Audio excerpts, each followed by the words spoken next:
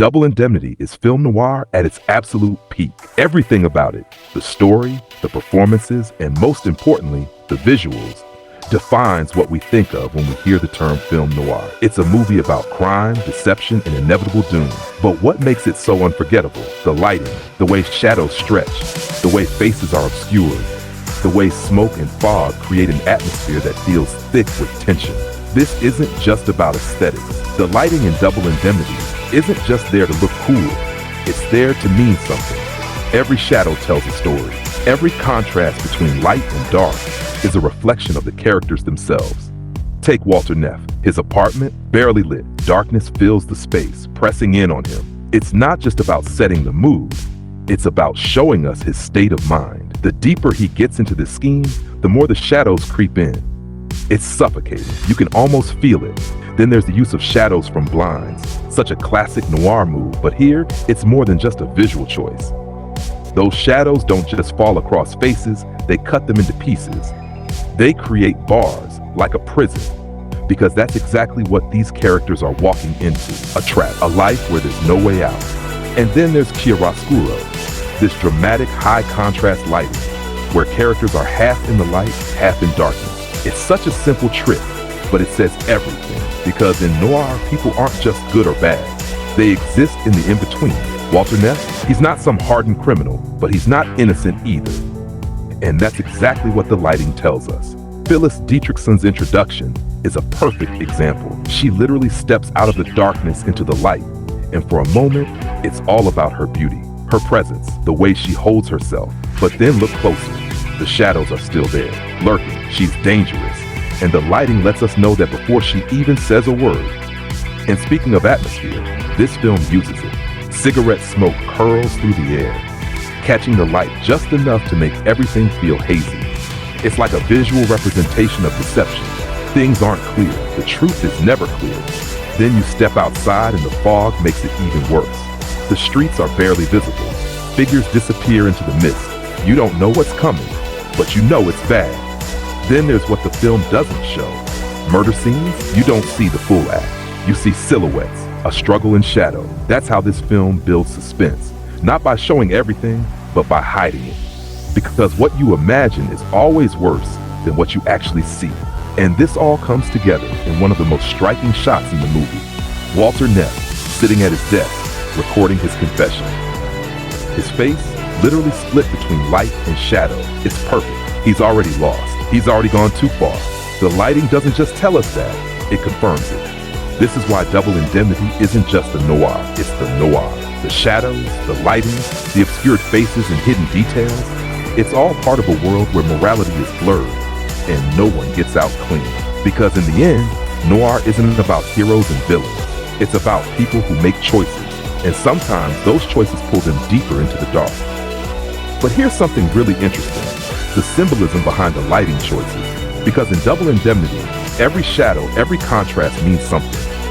Look at the Dietrichson home during the daytime. The lighting is bright, high contrast. It makes everything look clean, orderly, like there's nothing to hide.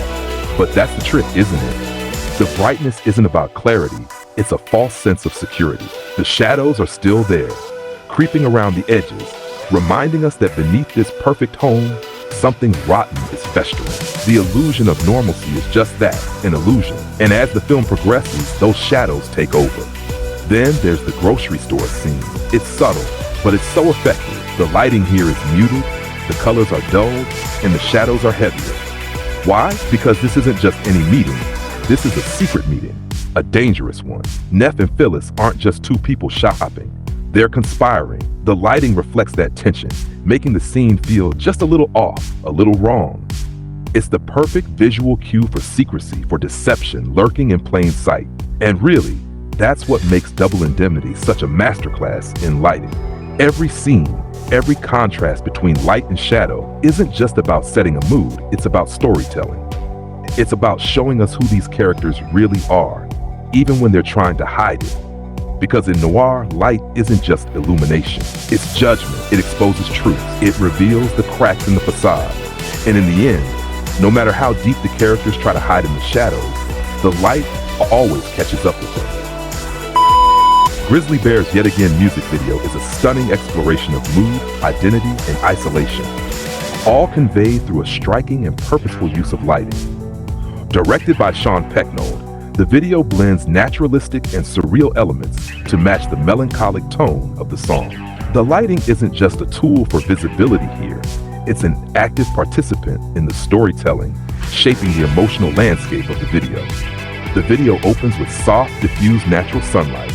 This gentle light creates a somber, almost melancholic atmosphere, immediately matching the tone of the music. It suggests quiet contemplation, a feeling of solitude, maybe even nostalgia. The muted sunlight bathes the scene in a way that makes it feel like it exists somewhere between memory and reality. And that's the beauty of this kind of lighting. It doesn't just set the scene, it sets the emotion. But one of the most striking lighting choices in this video is the contrast between light and shadow. Take the ice skating scenes. Here, the lighting shifts dramatically. The protagonist moves from the dark, shadowy edges of the rink into the bright, almost overwhelming arena lights. That sharp contrast isn't just visual, it's emotional. The bright spotlight isolates him, making him seem small, disconnected, completely alone. The lights hit him with intensity, but everything around him is still buried in shadow. It's a perfect visual metaphor for loneliness, and it doesn't stop there. The darker, gloomier parts of the rink add another layer of tension. Those deep shadows create an underlying sense of unease, like something's lurking just out of sight. The play of light and shadow here isn't just about creating a moody atmosphere, it's about revealing something deeper, something unsettling. The shadows feel like a presence of their own, hinting at an emotional weight that the protagonist can't escape, shaping the emotional tone of the video. Warm, tungsten-like tones take over in intimate indoor settings, creating a sense of closeness, warmth, something familiar. But as the video progresses, things shift. The lighting cools down. Outdoors and underwater scenes are dominated by cooler palettes. Blues, grays, a sense of chill. And this is where lighting really transforms the emotional landscape. That warm, safe feeling is gone. The cool lighting amplifies the protagonist's emotional detachment, making the world feel distant, empty. And then things get weird. The lighting starts to behave erratically. In dreamlike sequences, in the underwater moments, flashes of light appear unpredictably. It's disorienting. It plays into the surreal, almost nightmarish quality of the video. It's like reality itself is breaking apart, and the lighting reflects that instability. These flashes feel like fleeting moments of clarity, just enough to unsettle us before they fade away again into the murky unknown. And speaking of the unknown, the underwater lighting is a perfect example of how light can be used to obscure rather than reveal. The way light diffuses through the water creates a murky, blurred effect. It strips away detail you can't see clearly, and that lack of clarity mirrors the protagonist's emotional state. Fragmented, lost, uncertain. The water distorts everything, forcing us to focus on movement and shape rather than specifics. It's a masterful use of lighting to create mystery. Now, atmospheric effects push that surreal feeling even further.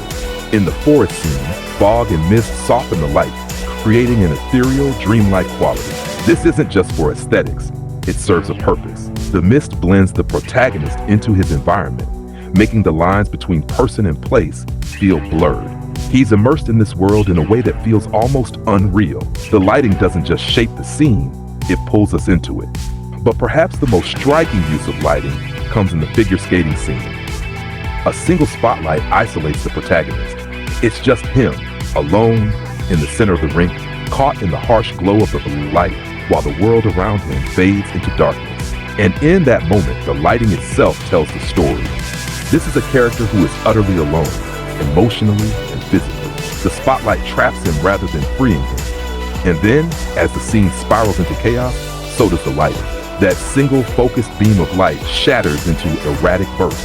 The once controlled illumination becomes wild, unpredictable. It mirrors the protagonist's unraveling, his loss of control. The lighting doesn't just reflect the emotion, it becomes it. And that's what makes this music video so powerful. The lighting isn't just about setting the mood, it's about storytelling. From the soft, natural sunlight at the beginning to the chaotic, fragmented lighting at the end. Every shift in illumination deepens the emotional impact. The contrast between light and shadow isn't just for aesthetics, It amplifies the themes of isolation, disorientation, and detachment. The use of color temperature, atmospheric effects, and dynamic lighting changes all work together to create a world that feels both intimate and surreal. Because, and yet again, light isn't just something to see, it's something to feel. It's a force that shapes the protagonist's world, guiding us through his journey of loneliness and emotional collapse. It's the kind of lighting that doesn't just highlight a subject, it exposes the soul of the story. Horror, especially slasher and supernatural horror like A Nightmare on Elm Street, it relies on the power of lighting to build atmosphere, to enhance fear, and to guide the emotional tone of every scene. It's not just about seeing what's on screen. It's about creating a space where our imagination takes over, where shadows flicker, where details are obscured, where the line between reality and nightmare blurs. This film plays with perception. The dream sequences, where Freddy Krueger's nightmare realm bleeds into reality, use soft focus and diffuse lighting to create a world that feels wrong. It's a deliberate choice to make the audience feel like they are in a dream. And not just any dream, but a nightmare. The hazy, distorted visuals tell us something. The rules of reality no longer apply. Everything feels off, just out of reach, just out of focus. It's disorienting, it's unsettling. And in horror, that's exactly the point. And then the transition happens. Reality fades, the dream world takes over, and the colors shift. Blue, red. Suddenly, the screen is flooded with unnatural hues, signaling that we are no longer in a world we can trust. These colors aren't random. Blue, cold, detached, distant. It's the chill of the nightmare realm, a place where Freddy is in control. Danger, violence, blood. It's a warning, a promise. These colors together don't just set the mood, they manipulate our psychology. They make us uneasy, they make us afraid, and then the shadows creep in. Shadows are everything in A Nightmare on Elm Street. One of the most terrifying things in horror is the unknown, and lighting is the perfect tool to keep things hidden, just enough. Freddy Krueger doesn't always announce himself. Sometimes he's just a presence, his shadow stretching across the wall before we ever see his face. It's subtle, it's deliberate, and it works, because in horror what we don't see is often more terrifying than what we do. And when Freddy's face is obscured by darkness, it's no accident, it's by design, because keeping his features hidden forces our minds to fill in the blanks. And what our minds create is often far worse than reality. The lack of clarity transforms Freddy from a mere man into something else, something bigger, something mythical, a true boogeyman, not just a killer but a force, a presence, a nightmare that doesn't fade when we open our eyes. Silhouettes. The unknown. Throughout A Nightmare on Elm Street, Freddy Krueger is more than just a figure. He's an idea, a looming presence. And sometimes the most terrifying thing isn't his face. It's not knowing what he's thinking. His expressions are hidden in darkness, his emotions unreadable, and that makes him even more terrifying. We never truly see him, not in full clarity. And that lack of clarity, that's where fear thrives. But lighting in this film does more than just hide. It also distorts. Fog and smoke fill the dream world, blurring the space between victim and predator, between reality and nightmare. Fog isn't just an effect, it's a feeling. It makes everything uncertain. It shrouds the environment in doubt. And in horror, doubt is dangerous, because if you can't see what's coming, how do you escape it? Light doesn't just show us what's there, it shows us what we should be afraid of. And then the flickering starts. When the lights pulse, when they shudder and dim, it's not random, it's a warning. The world itself is unstable, unravel. And in that instability, fear takes hold. When light fails, we're left with one terrible realization. We are not in control. And that's the genius of A Nightmare on Elm Street. It plays with contrast between light and dark, between safety and danger. The warm glow of the streetlights, that's comfort, that's security. But Freddy's domain, it's a place of shadow, of threat. The moment the lighting shifts, we know we've crossed the threshold.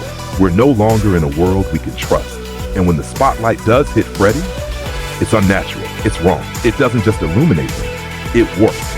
The light comes from below, casting eerie, distorted shadows across his face. It makes him something more than human. It makes him monstrous, because in this world, light doesn't save you. It makes the nightmare real. And then the chase begins. Flashlight beams slash through the darkness, cutting jagged paths of light into the unknown. But they don't bring comfort. They don't bring safety. They only show us glimpses, just enough to see where the danger is, but never enough to feel safe. That's the genius of A Nightmare on Elm Street. The light doesn't reveal, it hides, traps. It forces us to focus on what little we can see, on every flicker, every movement, every sound just beyond the beam's reach. And then we're in the boiler room. It's drenched in red. The air is thick with heat, with smoke, with an overwhelming sense of hell itself. Here, Freddy isn't just a killer, he's something more. The lighting tells us that. The reds and oranges burn into the scene, making the space feel suffocating, relentless. This isn't just a location, this is his world. And there's no escape. And then the kill. Tina's death scene is chaos, pure unrelenting chaos. The light flickers, it buzzes, it shakes, shadows dart across the walls. The lights flash erratically. The entire environment feels like it's spiraling out of control, because it is. The erratic lighting isn't just a visual effect. It's the film showing us exactly what's happening. Control is lost. Reality is crumbling, and terror is absolute, and that's what makes A Nightmare on Elm Street so iconic. Lighting isn't just a tool for visibility, it's an instrument of fear. It amplifies terror, it manipulates reality, from the fog that distorts our perception, to the shadows that keep Freddy just out of sight, to the red glow of the boiler room that makes it feel like we've stepped into hell itself. Every choice is designed to unsettle, to make us question what's real, to make us feel the nightmare. Because in Freddy's world, light doesn't mean safety. It means the nightmare is real.